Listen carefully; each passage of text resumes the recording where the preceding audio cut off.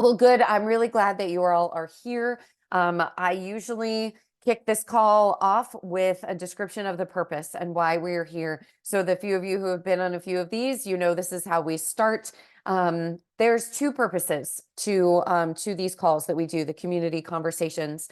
The first is to build community and really bond together as a group of women, as human beings, as high performing women who have served in the military, who are leaders.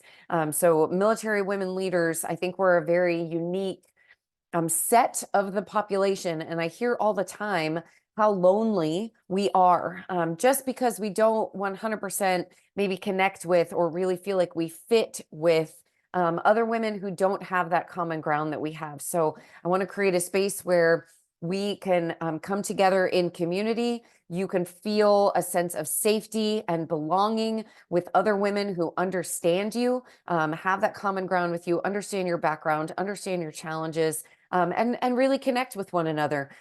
We in this community believe intentionally and deliberately in building and uplifting other women. Building up and uplifting other women. That's something that's really important, to create a space where you feel seen and safe and included and accepted and loved as your authentic self. Where we are uplifting and supporting one another. We want to be the women who promote and support and really cheer for each other. So that's our first purpose, is to come together in community. The second is to continue on our personal growth journey. Most of the women in the community are self-proclaimed personal development junkies, and we are always trying to be better as human beings. And so we're seeking greater alignment with our true, authentic, best selves. And that's in every area of our lives. That's in our physical health, in our emotional wellness, in our network, in our friendships, in our romantic partnerships, in our family relationships, in our career and sense of purpose and sense of doing meaningful work. And it's absolutely important to have alignment in our finances, which is why I have asked these two incredible experts to be here this evening to facilitate this discussion. Kathleen and I are classmates. JJ and I have been connected now for, I think, over a decade, since I exited the military, and we worked for the same company. So they are both just experts in this field around being financially free, having financial security, and specifically around, the mindset of how to create wealth, how to create the financial life that you want. And part of that is giving yourself permission to have that alignment. So I'm so excited that they are here. We are going to open it up like we do every call. I want to get every voice in the room. And so Elizabeth and JJ, I will go to you last, and I will invite everyone here to share first of all, your name, and then where you are physically located, and then what has brought you to the call this evening. Like, what do you want to get out of the call and our time together tonight? So Lauren, if you would go first, and then Anne, and then Elizabeth, if Miss Charlotte will permit. If not, that's okay too. I get it, having had an infant, two infants who know their minds. So Lauren, go ahead. Okay. It's also bedtime here, and my three kids and my husband are noisy, so sorry. You're totally fine. This is real life here. Okay. Real life. Yeah. Okay. So Lauren Friedman, I'm in Ohio. So it is actually warm here today, which is unusual. I'm sorry for the blizzard people. I'm sorry. But I'm trying to remember. It's very distracting. Other than what brought me here, I guess I have been working on my personal finances specifically. Well, before that, I will say I did not learn any good personal finance skills at all. And I think like so few of us did. Like right, I feel like right, nobody's talking about this. And especially as women, I feel like there right. are social, cultural, mental barriers. So Mhm. please continue. Yes. I have interrupted. So no, you're fine. So I went to the Naval Academy when I was 17. You guys understand how that whole process works. So I left I saw, my parents do some really like not healthy financial stuff, but I didn't ever like officially learn anything from them, except I think like I learned what a checkbook was, which is irrelevant now anyway. So I totally screwed up my finances when I was in the military, made bad choices. Then I got out, and then I had bought an expensive condo in San Diego right before the housing market crashed. Long story. I know it's terrible. It was a terrible move. And ended up, so I got out, moved back to Ohio, and ended up having to declare bankruptcy because I was like unemployed. Also, you know, the job market was terrible. So my husband and I worked really hard to like come back from that. And then in 2020, we actually started to be able to get ahead, like financially, you know, it was kind of a good year for us, which I understand a lot of tragedy happened that year, but it was good for us. So, I've made a ton of progress. I'm trying to work towards like financial independence now and fund my retirement. And I have a lot to catch up on. And, we're mostly still one income because my husband takes care of our kids. So it's been slow progress. But I still know there's a lot more work that needs to happen there. Anyway, so that's kind of where I'm at. And I actually ended up being on the advisory board of a SoFi, which is a financial institution. I did a year stint on the member advisory board. So it was really cool. And I got to participate in, you know, helping other people, which I thought was really good. But anyway, I'm talking too much. I still have a lot more to do. I'm here. I'll stop talking now. Thank you. You're totally welcome to do all the talking. It's Talk really as much as you good. want, Lauren. Yes, this is the space to do that and to be yourself. And I really connect with that. Just the not making good financial decisions in the military. I am also really playing catch up. And really, I would say within the past year, maybe in the past 18 months, reestablish my own just financial footing.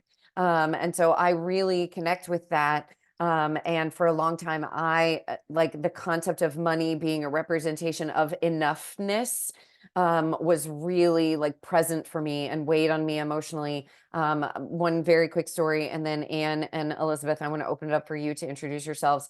I was a major on active duty, and I was in the office. I was teaching at West Point, and I was going through a custody suit. I was a single mom, and the combined cost of the two custody suits that I went through was over $142,000. And so I'm there in the office, and one of my office mates, like, where they were just talking about like what they're investing in, and it was like, you know, comfortable. It was good, like office conversation among these dudes, and then one of the guys said, and I remember he was sitting, you know, across from me, and he was like, yeah, who's living paycheck to paycheck as a major? And I just like I literally like died and wanted to crawl under my desk and like into a hole, and I didn't. But I did inside. I just balled up because I was a major on active duty living paycheck to paycheck because every extra dollar that I had went to my attorney for this custody suit that I was going through. And so like you can't tell people these stories. Like I can't tell people that, my God, oh my gosh, it was 2 days ago. 2 days ago is my 2-year anniversary of being free of unsecured debt. As like a 43-year-old woman, thank you. I really appreciate that, you guys. It was a big deal.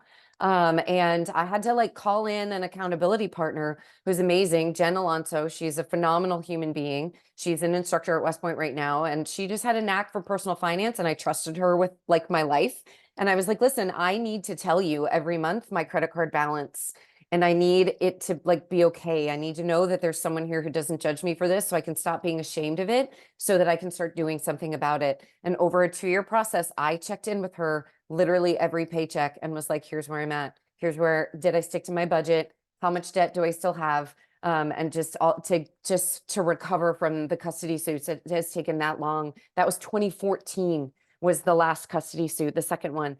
So anyway, Lauren, that is all to say, you are in a safe place. Like Thank you. we are all here because we still have stuff to do and things to learn. And like I'm sort of a financial late bloomer just based on the choices that I made early in my Same. professional life. So It's Thank okay you. to not be okay. And we're like, this is why we need people like Kathleen and JJ in the world Yeah. to help us and Yes. to also help us eradicate the shame so that we can move forward. Yep. So at any rate, so sorry, I digressed. Anne, if you would please introduce yourself, and then Elizabeth. Oh, and you know, this is a loaded topic for me. Yes, for so many of us, it's a real thing. Yeah. Yeah, for different reasons. So I love that you said to let go of the shame. And Lauren set the tone for being honest. So I feel like this is the place where we talk about the things that we wish that our parents and their friends would have talked about in front of us, but nobody talked about money, right? So so as Laura's sister from another mama, and a few years ahead of her, a lot of years. I'm also a West Point grad. My my mistake is different.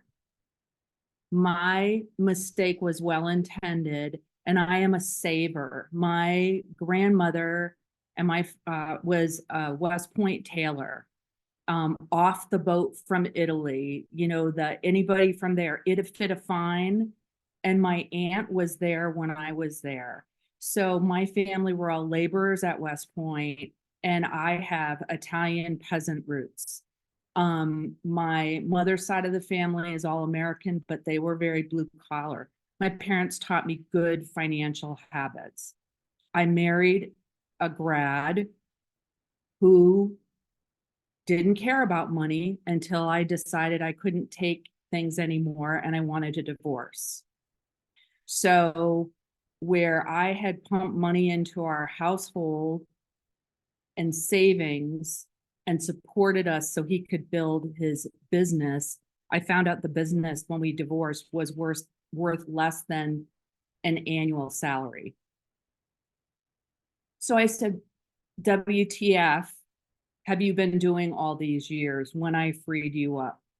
So my shame is around why in the F did I not invest in myself? And I work really hard to overcome that. So basically I lost, I don't know, 30-40% of what I worked for, because when you've been married that long here, they basically go 50-50, right? Or Half, yeah. right? Yeah. So I lost my ass, ladies. So however, I live in a beautiful place that I can afford. I drive a 2006 Subaru.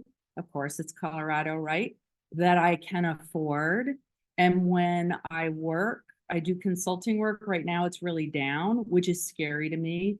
But when it's up, it's easy. Life is easy. We never had children. I could never figure out how people were paying for their kids. Well, because they had a spouse that was either contributing or making it so that the other partner could go fast.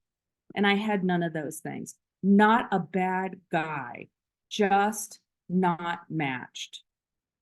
So that's my story. So am I in terrible shape? No. Am I in the shape that I should have been in at this age, looking towards retirement? Hell no. So the good news is a couple of years of really good work assignments, I'll be fine. Yeah. And I And I'm relate to that. free. Am I in terrible shape? free. No. Yeah. See, there you go. Yeah. And I think that's so important. Yeah. Yeah. So good. And thank you for the shares. Like, this has been already just very open, and I really appreciate all of you. Elizabeth, go ahead. Hi guys, so I'm Elizabeth. My internet's a little wonky, so if I go frozen, let me know. So a little bit of a different story. So I graduated from West Point. I was single until a year ago, April. So I also had parents that, we never needed for anything. We wanted for a lot. But my mom came from very little in Spain. She's from Madrid. My dad came from a hardworking family in Stamford, and he sent money back to his family because they had 9 kids. So like paycheck to paycheck. So I learned really good habits from them. My thing was because I just didn't know if I was ever going to get married, I wanted a family, all that stuff. But I was like, all right, man, like it's me. It is just me. So when my lieutenant friends were like going on trips and doing stuff, I was like, I can't afford that. And I was saving and saving and saving. Finally, after my second deployment, I just thought like, what am I saving for if I'm never going to spend it? So I kind of had the opposite where it was like, well, I have to support myself because I have no one else. I have nothing else to depend on. It is just me. Get out of the army, get a good sales job. Anyways, fast forward. I think I did the right things in terms of like saving, but it turns out like I wasn't really like investing, didn't really know what to do. Like looking back, I'm like, damn, why didn't I buy a house? Like I still haven't used a VA loan to buy a home, but got married a year ago, already have a baby. Like we were quick, man, because we were classmates at West Point. So it just took us 19 years to get our shit together. And so, but we like he's got full-time job. I'm a consultant, right? Like I've got my own book of business and it's less than I was making as a full-time employee in sales, doing really well, but it gives us the freedom, right? Like work-life balance. But we have kind of like a real estate book of business on the side. So we have like 5 mortgages. And when the houses aren't rented out, like I'm a stress, like I stress because I'm like in my mind, it's like we could lose our money tomorrow because my dad's family in Cuba lost their money overnight. So for me, there's like this irrational fear that overnight I'm going to lose all my money. And my husband is very much the opposite, where he's like, we'll be fine. We'll figure it out. Like, it's no problem. But so having like my own personal business and like working that, like even just now, like taxes are like a great time. But then having a real estate book of business and just looking at like how much our mortgage is. Like we were just going through like, it's $800 just to service a pool in Nebraska a month. It's just, so like, there's that just like added stress of like, okay, there's that, but it's also the whole like what's enough. Like I have probably made more money than I ever thought I would, and it's like what's enough. And so I think just like mentally figuring that out with like the expenses that I have or that we have, that just like didn't exist even like 2 or 3 years ago because I was single and by myself and just trying to support myself. So slightly different story than everybody, but it's just kind of like more money, more problems, like more real estate. Like your net worth sure sounds great on paper, but like no one talks about what your expenses are every month and how you're like, cool. So how many times do we have to move stuff from our savings to our checking to make this work? And so it's just a little bit like complex and unique. And our goal is to retire early so that if we wanted to, we could stop working and make like every single high school event that Charlotte has because we're old parents. Seasoned, if you will, seasoned. So Yes, seasoned. Yeah. yeah, Mhm. mature. Yeah. We're well, I don't know if mature is the right word either, but we're in our late 30s as parents. And so like, the goal would be like, if we could retire and have a passive income, like that's the goal. So yeah, that's kind of what I'm coming to the table with. So. Yeah, and Nice to meet I love everyone. it. I love actually that we have different like financial situations and financial stories. Kathleen, Different yeah, go mix. ahead. It's awesome. Yeah. So what I would love to do now is introduce Kathleen and JJ. And then I'm going to go on mute. And just I would to hear from them. And then, facilitate a discussion based on, what all of us need to hear and receive this evening. Especially with the different situations that we have, all of which are complicated. Like I feel like money is that way. And there are emotional things tied to our money. And I love that the 4 of us that are here, aside from Kathleen and JJ, have those different sets of emotions there with associated. So I'm going to briefly introduce them both and then hand it over. So Kathleen began her career as a financial advisor with New England Financial in 2007. She was selected by the Colorado Springs Business Journal as a Rising Star, which is fantastic, known today as a 40 Under 40 Rising Star in 2009. So she volunteered for the Peak Reader Program, which led to her involvement on the Board of Trustees for Pikes Library District. Her board involvement continued until 2019, so 2009 to 2019. She served as the board president from 12 to 14, during which time PPLD was named the Colorado Library of the Year for 2014, which is very cool. She's also been involved with the National Association of Insurance and Financial Advisors at all levels to include serving as the Colorado State President in 2018 and 19. Kathleen is one of the owners of Westbuilt Financial Group, which is an independent financial services firm in Colorado Springs. She works with individuals and families to find their path to financial freedom through a comprehensive approach that focuses on their goals and objectives. Kathleen's book, Put Your Money to Work, A Woman's Guide to Financial Confidence, will help you conquer your fear of not having control over your money and your future. So I have her book, and that's what I was looking over at earlier. Like, it's amazing. I've read it. I actually plan on going back through it and like taking notes. So if you all do not own this book, highly, highly recommend. It's really good. So a little bit more about Kathleen. She graduated from West Point in 2000 with a Bachelor of Science. Upon graduation, she served as an active duty officer in the Army Corps of Engineers. Throughout her service, she was stationed at Fort Hood, Texas, Fort Carson, Colorado, and then overseas on multiple tours of duty. She also enjoys spending time with her husband, Michael, and their daughter. They take full advantage of Colorado's many outdoor activities, which I also super love. I am a hiker, which is part of why I'm here in Arizona. I also ski, just like Kathleen does. So among their favorites are skiing, hiking, and running. In some of the region's most daunting races, like the Pikes Peak Ascent, which is absolutely incredible, by the way. So Kathleen, thank you for being here. JJ, I'm going to introduce her, and then I will hand it over to both of you to facilitate the discussion. Coach JJ is the CEO of JJ's Coaching Services, with the mission to empower transitioning military veterans and aspiring entrepreneurs on their wealth building journey, leading them to live confidently in their financials and their lives. Coach JJ graduated from West Point and served as an intelligence officer. After transitioning from the military, she joined a Fortune 250 company and held various leadership roles within the organization, including technical supply chain, program management, and human resources. A couple years after leaving the military, Coach JJ started on her journey to live confidently in her financials and reached her goal of financial freedom within 7 years. Her goal is now to help as many people as she can on their confidence journey.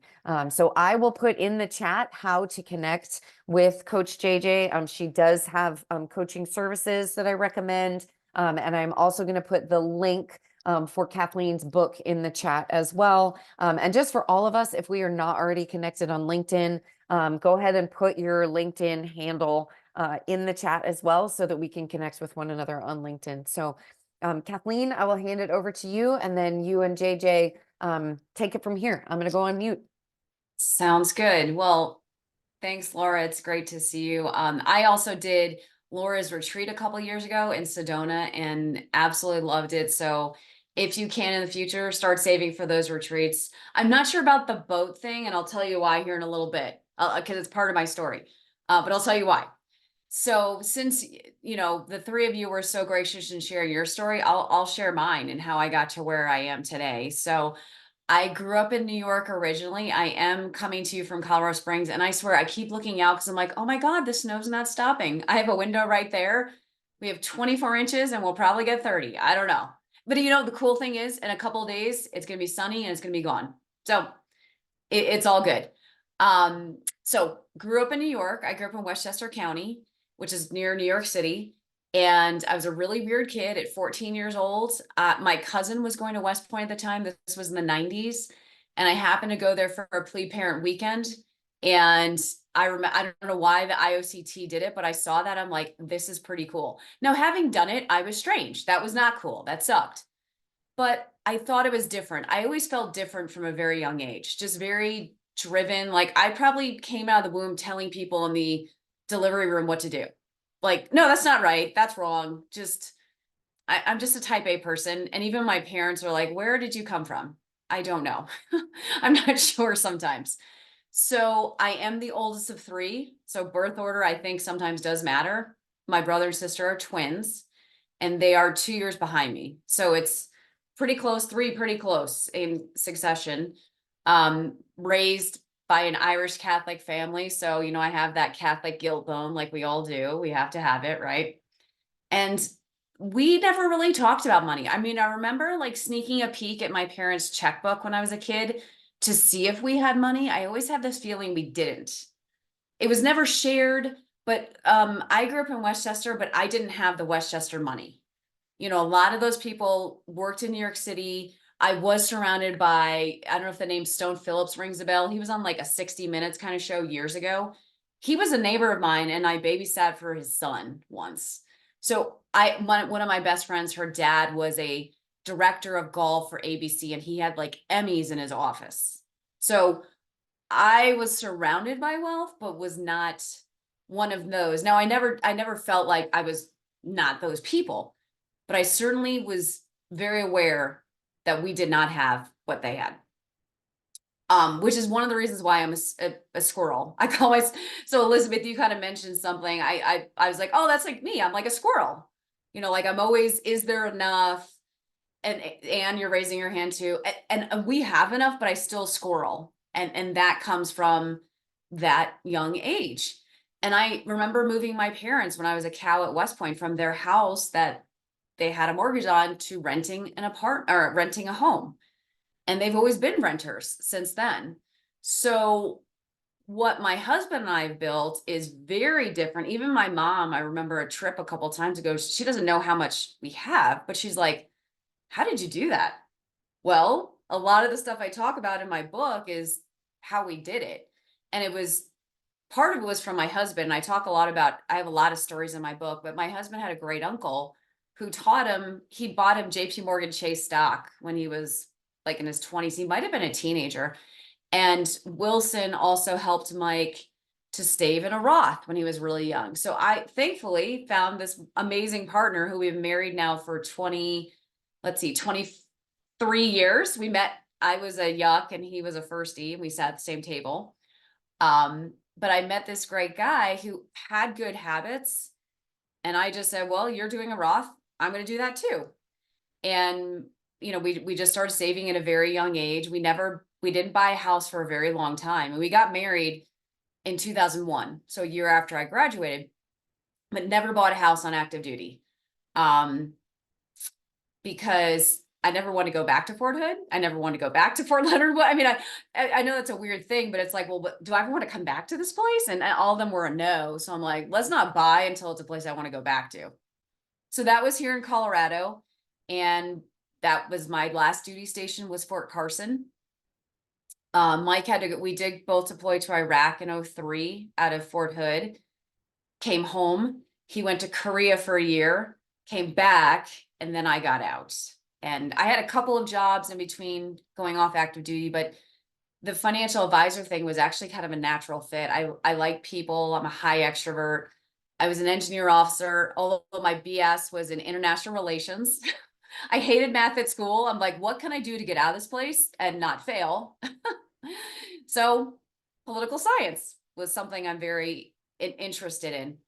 But getting into this industry, it just fit because it was the thing that the things that I was teaching people, I was already doing. So I think that's where my story is a little different, that I didn't start with a lot, but we've built a lot just from simple habits and just doing it over time. It's kind of like running long races or doing anything that seems insurmountable. It starts with that one step, just that first step, and then don't stop. And if you do stop, or if you do fall, you get up, you dust yourself off. And as you all have expressed in your stories, it's like, okay, you know, Lauren, I filed for bankruptcy, but here I am. I've overcome. 2020 for us was very good because Mike and I just put our heads down. We said, we're going to work hard. And we did really hard. So that's where the book came in, is I kept hearing a lot of similar stories from my women, my clients. And I thought, how can I share these stories and help more people than just one-on-one? And that's where I put it kind of in the book form with my story, talking about the boat. I'll get back to that here in a second, but I just wanted to share what we've done and what I've seen clients do and overcome to help and impact other lives. So the boat is part of my story. I think what Laura does with the health and the wellness is also huge and goes hand in hand with your money story. And I was 29 years old. I was 2 years in the business. So I'm off active duty. I've been off active duty for about 3 years at that point. And I woke up one day with a blind spot in my right eye, this one. And I was like, that's kind of weird. I couldn't see. It was just blind. And it took a year to figure it out. The short end of that story is I was diagnosed with multiple sclerosis. It was 30 because it took them a year to figure it out. My vision did come back, thankfully. Just one day, as much as it went away, it came back. And they didn't really have a reason for that other than finding the diagnosis. But I like to tell people that was kind of a gift that I got at a young age, because I realized, oh my gosh, my health really isn't given. And when I was running, I ran on the Fort Carson 10-miler team. I ran marathons at West Point. I was still in good shape then.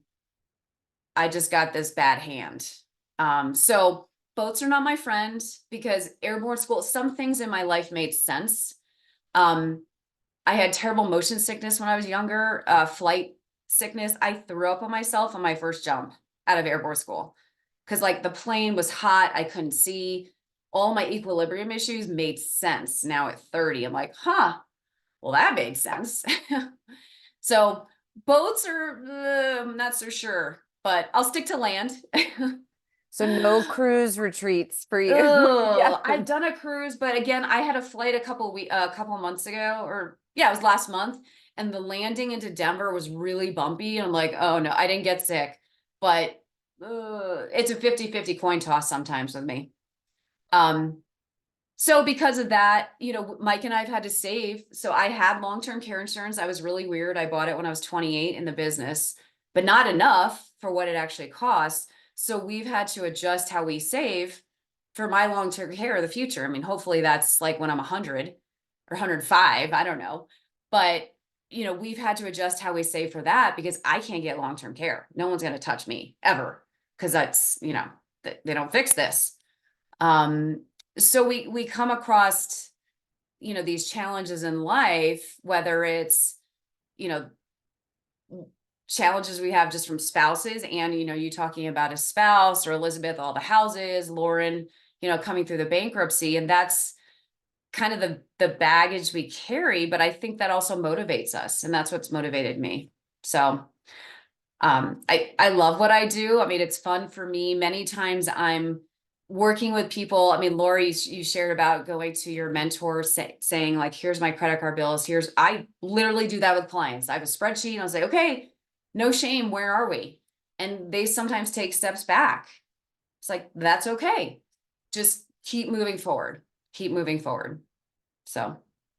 Yeah, Jen was really like, she was instrumental for me. I'm very community based, as actually most human beings are. If you're going to make a change, you have to have social support. Like, this is Mhm. proven. And so I knew that I needed that. Also, an aside, perhaps for another conversation, I did not have that loving, shame-free support within these walls of my household home. And so I knew I needed it from somewhere else, and I trusted Jen. And so just the fact that I could check in with her every month or every paycheck and say, here's where I'm at, here's what I'm doing. And, you know, sometimes she would give advice, but most of the time it was just, she would write back. She'd be like, I'm proud of the progress that you're making. You're doing it. And that was just to be seen with the progress that I was making. And then I had someone that, you know, when I took a picture of the zero balance and I sent it to her, and she called me, and we were like crying and celebrating, and like, you know, that togetherness, just to have someone to clap with you when you meet your goals, is, I think, tremendous. So yeah, I think it's really, really important what you're doing. Yeah. Yeah. And Lauren, on- sorry yeah. about I was throwing it out there, yuck and firsty and all that. So thank you, Laura, for translating. No, we have our own names too. I but know you do. You know, I know.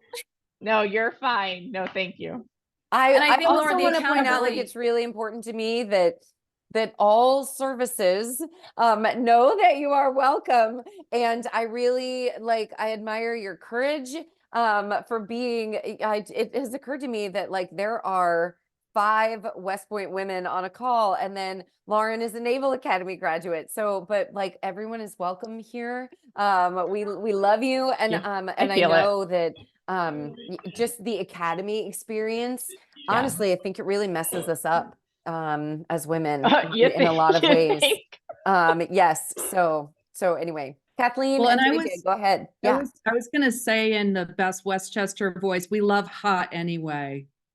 Love her, love her. We love hot anyway. I grew up Yeah. outside of Albany, but I'm a transplanted Vermonter. You know, the thing about this, I just had to say, we all have something. We put our public faces on, and this was one of the things about being in the academy. Especially you buttoned it up, and to be able to be in a place where you can be honest with each other and really share, I think is very helpful in everybody. And Kathleen, I'm so sorry, but did you know Colorado in Denver area, there Mhm. is MS capital. Yeah, Like there's a little spot that they can draw up in the southern part of Denver where it's like an epicenter, even Yeah. within. It's very strange. it made sense. And like looking back, Yes. airborne school was like the 90s for me. You know, I was in Georgia. A lot of things made sense and brought clarity to my health over time. But you're right, Colorado is very high for, and they don't know why. Very weird. But you know, mixed blessing. I've run since then, the longest I've ever run. I've done ultra marathon. I've run. My husband does ultras. I feel like I'm in better shape now than I was even as a cadet, to be honest with you. And I'm 45. So Nice. mixed blessings. Awesome. So many things you guys have said really resonate with me. And I mean, like I might have reached financial freedom, but let me tell you, I started pretty much the same as everybody else. So, you know, my parents are immigrants or were immigrants. And just like any other immigrant family, they were very like bad with their money. Like till this day. So my father passed away a few years ago, and my mom is broke. Like she literally just asked me for money because she's trying to sell the apartment that they lived in. And right now, because of she lives in Taiwan, right? Because of all these things that are happening, like no one's buying houses. And she's like, I'm literally gonna be broke in May. Like the bank will come repossess this house if you can't help me with it. Right. So I mean, so till this day, and I just like, I'm like, wow, like if I look back at, you know, when I was in the military, I mean, I would such bad decisions because nobody tells us these things, right? Like literally when I was my last duty station at Fort Gordon, I literally rented a 3-bedroom house for myself. Like, and then looking back, I'm like, why did I do that? You know, like it was just like the dumbest thing ever. But like at that time, I was like, oh, I'm so great. Like, look at, I can afford all this stuff on my own. But like, if anything had happened in my life, I would have been broke. Right. So, and it's just, again, it's like this huge mindset shift, right? And like what you currently have versus what you need in the future. Like, how do you set yourself up for success for the future? You know, for me, I think really kind of what was the tipping point for me is, so I had gotten out of the military. I was working at Stryker, which is where I met Laura. I was living in a 1-bedroom apartment. I had gone on a work trip, came back from a work trip really late. It was like 11 p.m. at night. I parked in my like detached garage that I had to pay like an extra however many hundred of dollars every month. Just to have a detached garage so that I can park my car, because I got my dad bought me a Porsche SUV when I graduated West Point, and I was still driving it, you know, all the way until I got out of the military. Again, bad money habits, right? You should not buy a brand new college A graduate. Cayenne? Was it a Cayenne? Yeah, a Cayenne, correct. Yes. I don't You have a should not Cayenne, by buy- the way. I worked Yeah. with guys who had them. Like, oh, Yes. that's compensating. Yes, just bad, you know, bad decisions all over. And then that gave me a bad money mindset, right? That I should be buying stuff like that. So continue with the story. So I get out of the garage, I get my suitcase, and I'm walking up the stairs to my second story apartment. And this apartment is like 700 square feet, right? It was in California. So it was in San Jose.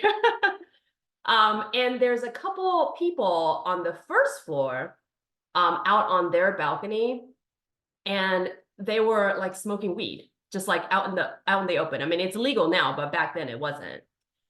And I literally, that was the tipping point for me, because I'm like, I have worked too hard in my life to live in a shoebox apartment that doesn't even have a garage and then to come home to people just like, and it literally, like, the entire apartment smells like weed, right? And that was my tipping point where I was like, okay, like, let's look at what I need to do to change this and change my life. I didn't have a budget back then. I was going out every weekend and drinking, with people from Stryker, people that I've met, elsewhere, and things like that. And it was not smart. And when I did make a budget, and I will bust my budget because that happened every month, I would be like, oh, I'll figure that out next month, right? That was my mentality. Oh, I'll figure that out next month. I still got money in my savings. I'll figure that out next month. So, really, I looked at everything and decided that I can't live in California. If I wanted to reach my goal, and I had kind of set a goal for myself of, I wanted to buy my first house before I turned 30, and I was already like 27 or 28 at the time, so I didn't have many years. And I wanted to be able to not have to work full time before I turned 40. Right. So not that I'm not going to work full time, because I am still working full time, because otherwise I'd be bored. But I want the choice to be mine and not have to be tethered to a corporate job because I need to pay the bills. So 2020 was also a very good year for me. I don't know, like, it's like a trend, I feel like, on this call. I think we just hunkered down. It was like Yes. the best deployment, because I'm like, shit, I sleep in my bed. I have all the Right. food I want. My husband's here because Mike and I, we saw each other in Iraq. I'm like, let's just work like Yep. hard. That's Yep. what we did. 100%. But really, I think for me, and I'll kind of wrap up with this so we can open up for Q&A. Really, for me, it came down to three things, right? If I were to like tell people like my wisdom, even though I literally, it's trial and error. I literally just bumps and bruises, and then just, kind of learned it along the way. Never accept the status quo. Never accept the status quo. And the status quo mindset around money is, I can't afford it. No, you cannot afford it now, but let's make a plan so that we can afford it in 6 months, in a year, in however long. Right? That's kind of the mindset that I have now, is if I want something and I can't afford it now, then let's make a plan so that we can afford it. Find your tribe. I know, like, everyone has kind of hit on this, so I won't go into it, but find your tribe. I have a tribe of 3 other girls. One of them is a Coast Guard Academy grad, and she brought me into the circle with her other friends. We actually all met at her wedding, which was like super great. It was in Jamaica. It was super great. And, we meet once a year at minimum. And it doesn't have to be somewhere extravagant. We literally just like book an Airbnb somewhere along like the Florida coast, and, with a pool. And we just talk to each other about our progress, about our life, about where we are, about our goals for the year. And then we're literally, texting each other on, hey, how's it going with this thing that you said you were going to do? Right. So again, kind of find your tribe, that accountability buddy. And if you're like, oh, I fell off the wagon, they're right there to pick you up. Right. They're gonna be like, that's okay. That's okay. What do you need to do to get back on the wagon? Right. There's no shame. There's no guilt. It's fine. We're here. Let me know what I can do to help you. And then the last thing is, don't listen to doubters, because people will doubt you. Right. There's so many people in life that, like my mom, for example, she loves me. Right. Like, she has the most love for me, but she doesn't know anything outside of her world. And whenever I tell her that I want to do something that she does not know, she doubts me.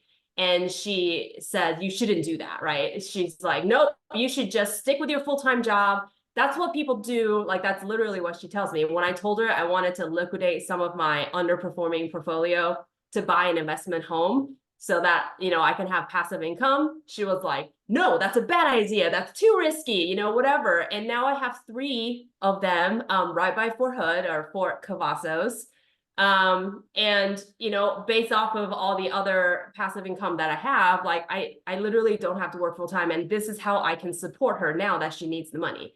Right. So not that I'm going to throw it back in her face, but sometimes I'm like, see, I told you that investment property was going to come in handy. So don't listen to doubters, like make your plan. If you know this is what's good for you, obviously like run it by the people whom you trust, run it by your tribe, right? Get the opinion, get the feedback. But if you are like, this is exactly what I need, this is what I need to do to set myself up for success, like don't listen to the doubters. Right? Continue driving. And then when you're there, when you're at the peak of the mountain, right? They're just going to be looking and be like, I should have done the same thing. Okay. So that's kind of like my 3 things that I've set for myself, because I doubt myself sometimes. Right. But I honestly sometimes have to look in the mirror and I have to like self-talk, right? Like positive self-talk. I'd be like, you got this. Like when I opened up my coaching company, I mean, like who does that? Nobody does that, right? Like why would you even consider quitting your full-time job to do your own thing? It's like you have such a cushy job. You get this huge bonus, you know, you get all these travel benefits, you know, corporate benefits, free phone, free this, whatever, you know? And I'm like, no, like I want to own something, like I want something of my own, right? So that I would say those are kind of like my 3 things that I always stick to. And whenever, again, like if you're in doubt, go to your tribe, do positive self-talk and like just get back on the wagon. It doesn't matter if you fall off, right? All you have to do is get back on. JJ, I love that. And Ann and I were just kind of chatting in the little chat thing here. I think so much of when like your mom saying, oh my God, you shouldn't do it. You were making a calculated risk. And I think that's where so many people stay where they are because it's safe. And maybe they heard about someone who did something like that. Well, my friend or my friend's son opened his own business and he failed. Well, you don't know the son's story or what the situation is, but your mom is thinking about, of course she cares about you, right? She wants to make sure you're not going to be then living in her house in Taiwan, but it's that safety versus risk. And I think that so many people get caught in that place of safety.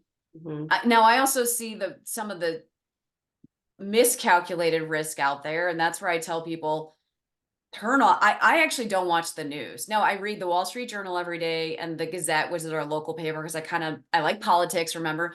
So I want to know what's going on, but I don't watch Fox News. I don't watch CNN. I don't watch MSNBC because they're constantly doing this in your face and trying to capture the breaking news BS, which scares the heck out of people. And then I have people doing the opposite. They want to sell low and buy high, opposite of what you want to do, because they're hearing this fear mongering. It drives me crazy. So that's one big thing I tell people is like, just turn off your TV and just calm down. It's gonna be okay. I think to your point, JJ, if you have your plan and you're sticking to it, it's so hard to do, but you have to shut out that noise and just find your people that you can talk to. Yeah. I agree with you Doubt so will creep much. in. It will creep in. Oh, of course. My Because mom, my parents, I mean, Yes. yeah, it creeps in. Yeah. So thank you both for those shares. I want to ask a question, and then I'm going to open it up. We've got like right at 20 minutes left, and I want to make sure at the end we have the few minutes to go around and hear from everyone. So you know, I think we've talked a lot about like mindset and how to overcome the barriers to financial freedom, like mentally and emotionally, how to overcome learned patterns of thinking and shift from that lack mindset into an abundance mindset. And I think, you know, both of you have shared elements of that, and then you've shared some tips on how to cultivate that strong and resilient money mindset, to move away from limiting beliefs. what are your recommendations specifically in these two areas? First is to gain confidence. Like JJ, that's really big for your coaching. How do you gain the confidence to make informed financial decisions? And then what are your recommendations for taking control of your financial life by, instead of thinking of money as the outcome or the goal, but like when you think of money as a tool, what do Mhm. you recommend for using that shift for taking control of your financial life? So two things: gaining confidence to make informed financial decisions, and then shifting to thinking of money as the tool, not necessarily the goal. Yeah, I can jump in here Go ahead. first. And then Kathleen, I mean, I feel like, you know, I think you have the official word on these, but for me, again, this is trial and error, right? But for me, what really helps me with my confidence is knowing that I have a goal, right? And this ties into the tool part too, right? Knowing that I have a goal, knowing that I strategized and made the calculations in order to hit that goal, right? So I have a plan, I have a strategy. And it's not like just because you made it the first time doesn't mean that 2 years down the road, it doesn't change, because life changes. So you have to periodically go back and be like, is this still aligned with my current life goal? And look at it and say, yes, this is still aligned. This is still what I want to do. I can still do this based on all the different situations that has come into my life or left my life. And I think once you have that and you have a really solid foundation, I'm like, I know this is what I need in order to move me from where I am today to where I want to be in X number of years. That gives you confidence, right? Because you did all the homework, you did your due diligence, and you know that this is what you need. So for me, that's really the confidence piece, right? Is again, like, this is what I coach my clients on, is come up with SMART goals, and then let's make a plan to get you there. And then same thing with the goal, right? The goal should never be a dollar amount. That doesn't do anything for you, right? When I hit 7 figures, it was like, it did not change my life at all. It did not change my mental health. It did not make me happy, nothing. It literally did nothing for me.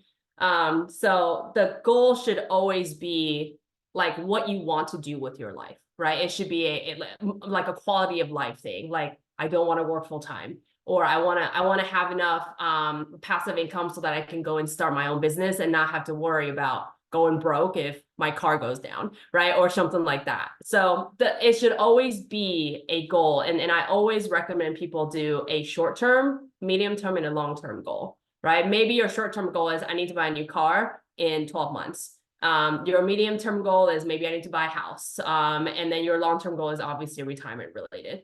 So I always recommend people, like, don't just do this one big giant goal that is so hard to achieve, right? Like, it's just like, it's regular goal setting, I feel like, right? It's, you have to take it like one chunk at a time. I like, what can I do in 6 months? What can I do in 12 months? What can I do in 5 years? And then your long-term kind of 20 plus 30 year goal that way.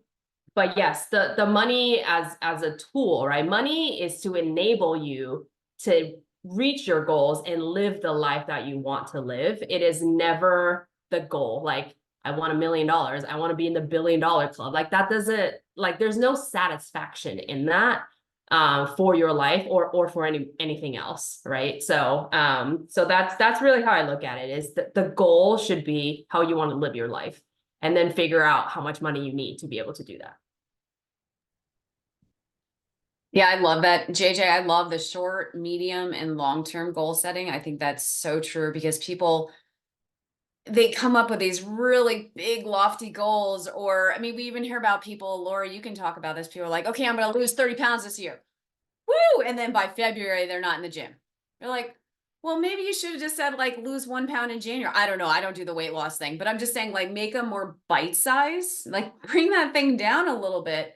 And I think the same thing is for money, is like, bring it down, make them smaller and more bite sized. The big thing, I'm really big into tracking your money, and however you want to do it. I mean, Mint's kind of going away, but I've been doing, it's in my book, and my email address, I'm gonna put right here if you guys want it. I have an Excel spreadsheet. I'm an Excel geek that I've been using now for, I can't remember how many years, like 10 years, maybe. It might be 13. And every month, the first of the month-ish, sometimes I get a little excited and I get ahead of myself, but I put everything in there: assets, liabilities, here's my net worth. And I'll tell Mike, my husband, I'm like, hey, we're at X. And so I think tracking can be very motivating. There are some months like 2020, as hard as we were working, shoot, your money was down. 08, your money was down. But if you hang tight, know it's going to be okay. It's going to come back. But for me, the tracking has been very motivating because I've seen our net worth double. Now, since we've been tracking it, we've tripled. And this isn't like little triple. This is like, okay, multi-million. I mean, it's like, holy shnikes, like this stuff works, but it's been incremental. Like this wasn't overnight. And to your point, I think I love having spaces like this where we don't feel like we're looked at like we're weird, like we're robots. You know, I don't know how many times you guys have gone into a meeting and they're like, oh, well, Laura's is perfect. She's just perfect. JJ, she's a millionaire. She's just perfect. You're like, no, I'm not. I work my butt off and I get up and I do it every day, and I'm not perfect, but I just keep doing it. So for me, taking control of finances always come down to the tracking, knowing what you have. I mean, some people could probably tell me what kind of shoes they have. They don't know where their old 401k is. I'm like, that's a problem. You need to know what you have. So track it somehow. Excel, Mint, whatever you want to use. And I think, so the confidence question is knowledge is power. And that's what I always say is getting the information. And maybe it's something as simple as like, okay, what is this interest rate thing? Like Googling or going to Khan Academy. That's got a great one that has a lot of KAHN, Khan, that has a lot of basic information on these things that we hear out there, you know, the Fed, inflation. I mean, simple things like that. But I think if you just get more information and knowledge, then you won't feel so intimidated by the conversations that do go on, because most of those people are just talking heads and they probably don't even know what they're talking about. So that's the two: tracking and knowledge. So can I ask a follow-on about that? And for both Kathleen and JJ. So I have been so disciplined my entire life, but one of the things that I refused to do would be to make a budget. And I think it was because when I was married, I had to be, and now too, right? I had to be so disciplined about everything, like to have enough time so that my house wasn't in chaos, to do a good job at work, to do a hour-long commute, you know, the whole thing. But even now, I don't really budget. But rather than keep a checkbook register, I do it in an Excel spreadsheet. So I can categorize everything I spend. And the other thing is that I'm a very conscious spender.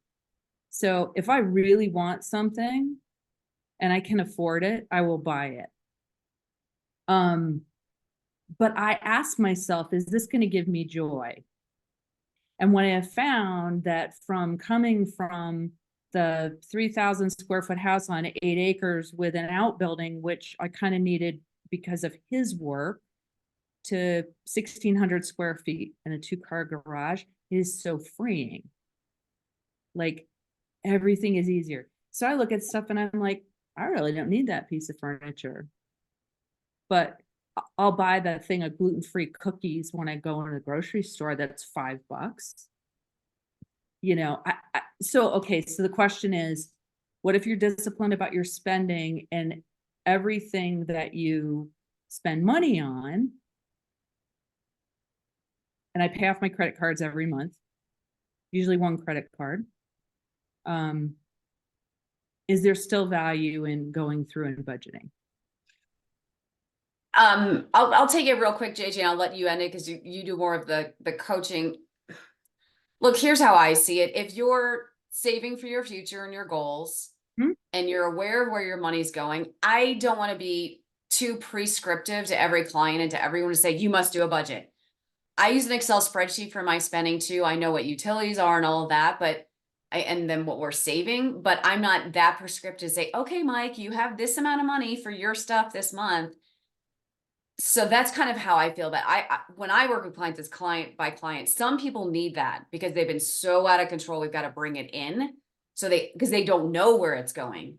It sounds like, Anne, you know where it's going, and you don't need that tight prescription, if that makes sense. So I see it as very individualized. I don't think it's a one size fits all because it's different for everyone. Because I have a spreadsheet too, but I don't call mine a budget. I'm tracking my money. So I don't know. Go ahead, JJ. Yeah, I mean, 100% aligned with what you said there, Kathleen. I myself do not have a budget. I also track my money. I used to use Mint, but they're closing down. So I've been testing out other free softwares because I don't need to spend money on that, right? So I've been doing like can't even remember, like NerdWallet is one of them, and Isn't like Know Your Money? Isn't that another one, or K? Yeah, I don't. There's one there's I've so seen. many out there. Yeah. There's so many out there. I literally just tell my clients, I said, if you're comfortable with the online platform, you do have to like tie your bank accounts to it through this third party software. And some people aren't comfortable with that, which is totally fine. I also have an Excel spreadsheet that I will show my clients and say, hey, like, feel free to put your stuff in here. For me, I'm more like buckets of money, right? Like, you know that every month you can spend X number of dollars on dining out, X number of dollars on, something else, right? So, and you control what you dine out or where you go every month, right? It doesn't have to be to the penny. And some coaches are like, every dollar must be allocated to something, and I'm like, no, you don't need to track it that minute of a I need a detail. little wiggle. For me, it's like Yes. almost worse if it's too much. I need a little wiggle room. Yes, So I don't exactly. feel so constrained. That's how I Yes. see it. And then that's like, I always tell my clients, I say, hey, like, you got one life. Like, don't let money be the constraint, right? Like, you got one life. Like, seriously, like, yes, obviously we need to figure out like where your money is and make sure that you're not in debt and all of that stuff. But don't think about it like, oh, if I have to make a budget, that means I'm bad with money. No. And first of all, you don't need to have like a super tight budget. So yeah, I agree. It really depends on the person. Like, if you're, $50,000 in debt, credit card debt and bad debt is what I call bad debt, right? Because mortgage and like that stuff is fine. But if you're like credit card debt and whatever other bad debt that you have, then yes, like, we need to look at where your money is going and why there is debt and how to pay off that debt, right? But if you're not in debt and you pay off your credit cards every month, like, I'm a huge credit cards person.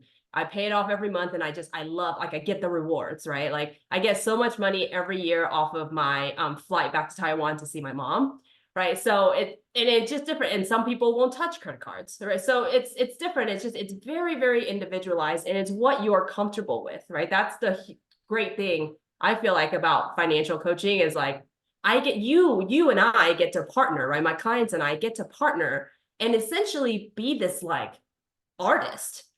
And you're creating your own financial canvas. Like, that's literally what you're doing so that you can live your best life. Like, that's what it is. Like, I'm so excited when I get to work with somebody, because that's what it is. Like, we are here to partner together to make a plan so that you can make your best life. If that involves a budget, that involves a budget, right? If that doesn't involve a budget, it doesn't need to be. So it is, very individualistic, and it just also depends on kind of where you're going, right? Your goals, right? Everything starts with your goals, your long, short, medium term goals. And I think being flexible. So I put 2 in there. I've heard of these. I'll be honest. I don't have clients that use them. I don't know. Monarch Money is one I hear a lot, and you need a budget. That was the one I was thinking about. Oh, yep. I think the biggest thing is flexibility too. This is one term I hate that I hear is like, this is my forever home. What does that mean? Like, your forever home at some point is actually probably going to be the dirt. Sorry to say. Or for those of you religious, heaven, whatever. But when people are so rigid, I think you need to have flexibility in your plan. And I think for some people that's really hard, but you have to be able to adapt and say, oh, or I have to have that. I've wanted this for so long. Well, what if it doesn't work? Then adjust. And that's where I think most people who are successful and do stick with it, you know, the tortoise and the hare, right? Is just staying with it and being that tortoise and also being adaptable and not being so rigid, you know, to your point, JJ, about have to have a budget or no, you don't, you know, like Dave Ramsey, if you listen to that, you know, no credit cards, have to have a budget, Yeah. $0. I'm like, oh, now some of his stuff is good, but some of it I'm like, and not everyone needs that. Not even everyone needs that prescription and to be that rigid.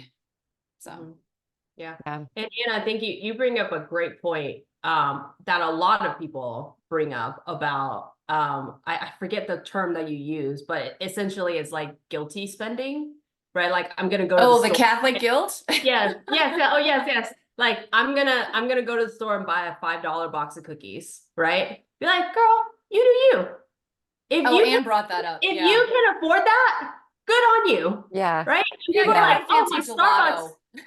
Yes, like, oh, you got to cut out your $6 coffee every morning. No, you don't have to cut out your $6 coffee. Yeah, you every just have to morning. prioritize what you're spending. Yes. Yeah, that's $6 coffee money on. Yeah. Yes, But exactly. And JJ, it's like, what I would say to people is that $6 thing of coffee better be bringing you joy. Yeah. Because 100%. when it becomes a reflex. I swear to God, one of my girlfriends that I love dearly, she would go to Starbucks 3 times a day. She was doing a double shot. So maybe it was like, I know, I see Lauren's face, like $3. Oh my So God. it was $9 a day times 30 days in a month. And then when she had her teenagers with her, she was buying for them. That was like what? At least $2,100 to breathe, Lauren, breathe. $3,000 a What month. about her cholesterol and her blood Yeah, work? and just saying, I'm I was gonna concerned for say. her blood pressure. She was skinny, Yeah. but- and so when she got happy in her life and ended up with a partner that helped with that feeling safe, she stopped doing that. She started making a shot at home. And then so that's the only thing about that, JJ, that I always think about is that, you know, I bought an $80 frother that one of my adopted baby sister, West Pointer, had, not Laura. And I was like, that is the greatest thing. And I have froth coffee, and I think about Shay, you know, like it's the greatest thing. Yeah. So, And actually, I I love think that. I have an espresso, and I think the frother, I think that coffee tastes better than Starbucks. I go Yes, there, I'm I like, agree. crappy. Yeah. Yep. Well, I want And to I be think- I want to be mindful of time, and we have 1 minute left. And so I feel like even when I make the call a little bit longer, we still go like right to the end and over because the conversation and the discussion is just so good. So I really want to thank you both. This has been tremendous. I have put some of the things that I couldn't keep my expressions in either. It got me in real trouble at West Point, and definitely like still I'm right there. No with you, poker Lauren. face, none. None I at can't all. play No, poker. I have no poker face at all. You are not alone. So I just thank you both for your time and for your expertise and for your willingness to share with us. I am going to close this evening's call the way that I close all of these calls is I want to hear from everybody just one more time. And so I'm asking just what are you taking away? Just one thing that you're taking away. And I'll go around to everyone, including Kathleen and JJ. But I'll start. The one thing I'm taking away is that this is doable. Like it's not insurmountable. It's not as daunting and overwhelming as I think many of us have felt like it is. Like it's doable. So that's what my one takeaway, and I thank you all for that. So Kathleen, if you would share, and then JJ, you'll be next.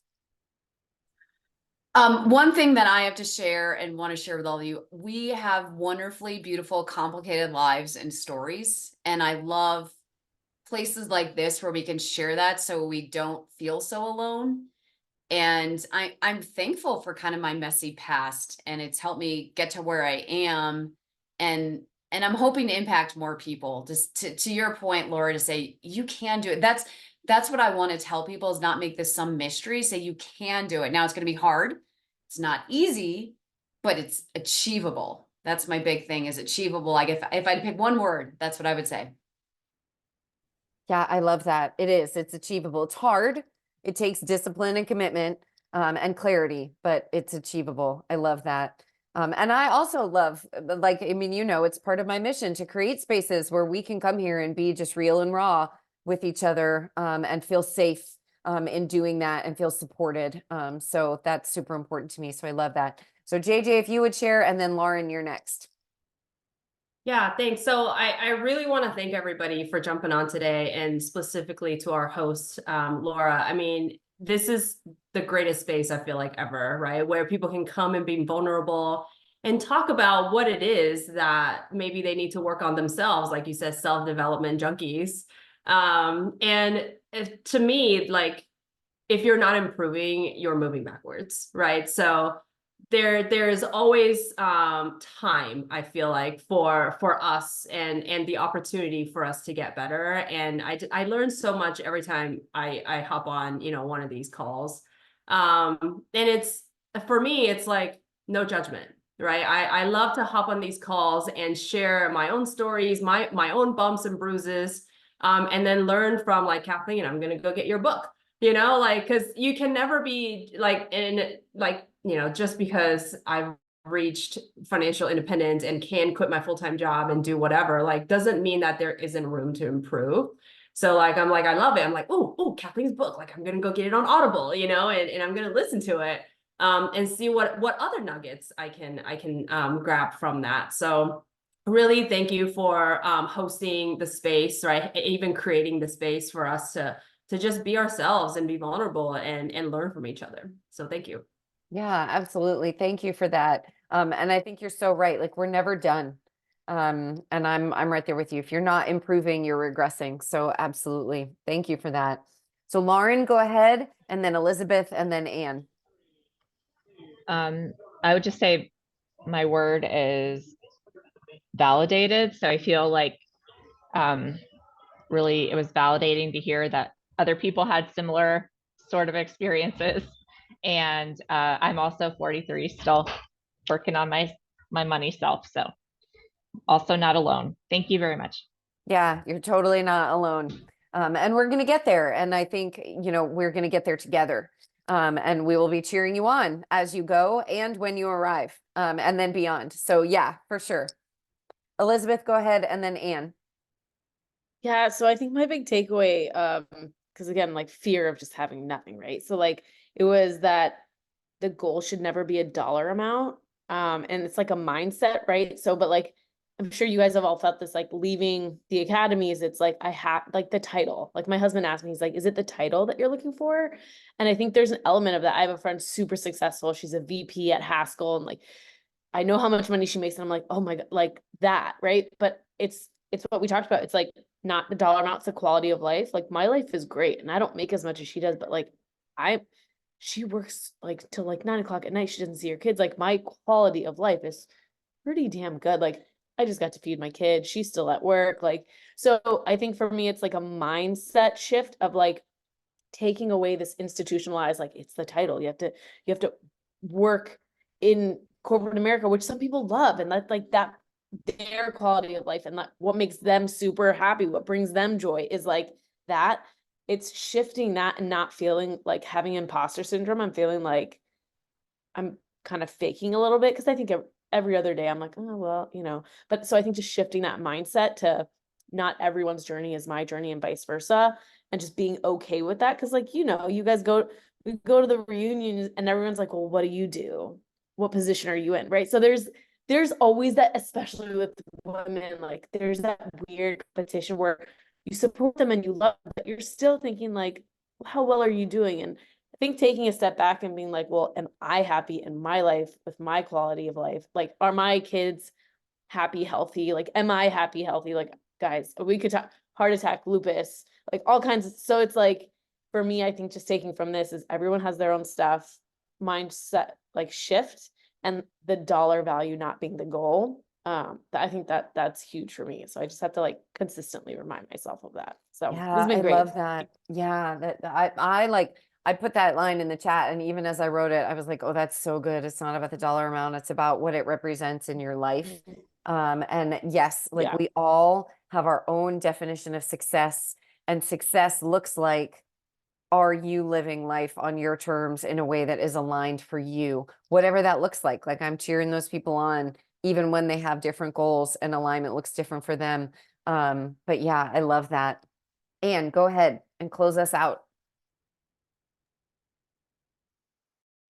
I appreciate the reinforcement and the almost like retrenching and recommitting to the reason why I made these dramatic changes in my life over the last 3 years.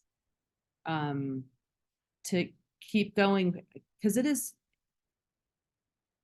I have a fear of not having enough money. And this kind of thing puts me back in the mode of, yeah, you got to let go of the fear and grab the joy. So I just appreciate the enthusiasm and the energy and the practicality. Yay, us. Yes, yay us. I was typing that in the chat because I thought that was so good. Let go of the fear and grab the joy. And I think we're, gonna mic drop on that. And we're all gonna focus more on letting go of fear and reaching for joy. Thank you so much for being here this evening. I'm so excited to see your faces, and this was so valuable. So thank you all. And please come to the next, upcoming community conversations. Anne is our guest facilitator next month. Yeah, I know. It's huge. So we're talking about commanding change in your life and really intentionally navigating life's big transitions. And then in May, Heather LaCroix, who is the Strength and Chill Coaching Chief of Staff, also is facilitating a discussion on boundaries, setting them, actually having them, living them, and all of that. So please come to future conversations. June, we're talking about PTSD and women and how we can heal ourselves, but also how we can support our sisters who are struggling with invisible wounds. So just some really good conversations coming up. So please come back, and thank you all so much. Have a good evening. Thanks, Thanks. everybody. Bye, everyone. Bye, everybody.